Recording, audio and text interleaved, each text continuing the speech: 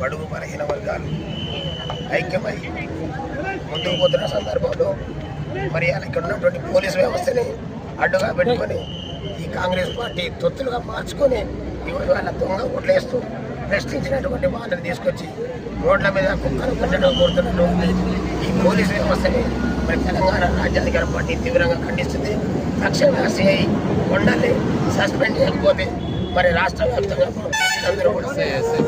ఉద్యమానికి పిలుపుని తప్పదని తెలియజేస్తూ మరి వాళ్ళ ఇక్కడ ఉన్నటువంటి పోలీసు వ్యవస్థ ఇక్కడ ఉన్నటువంటి కాంగ్రెస్ పార్టీ గుండాల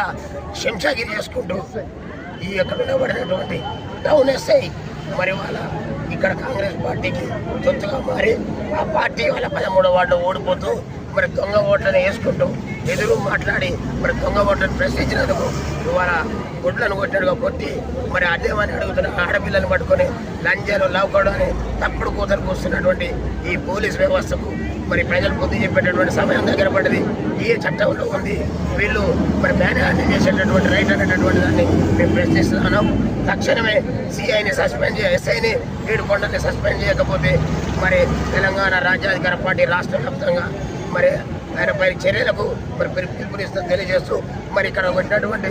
మా బాబుకు తక్షణమే బేషరతుగా క్షమాపణ చెప్పాలని డిమాండ్ చేస్తున్నాం. లేని పక్షంలో మరి ఈ పోలీస్ వ్యవస్థ రాష్ట్రంలో పలసపారే పరిస్థితి, ప్రజలు అసహించుకునే పరిస్థితి ఉందనేటటువంటి వాస్తవాన్ని కూడా మీడియా ద్వారా గుర్తు చేస్తాను.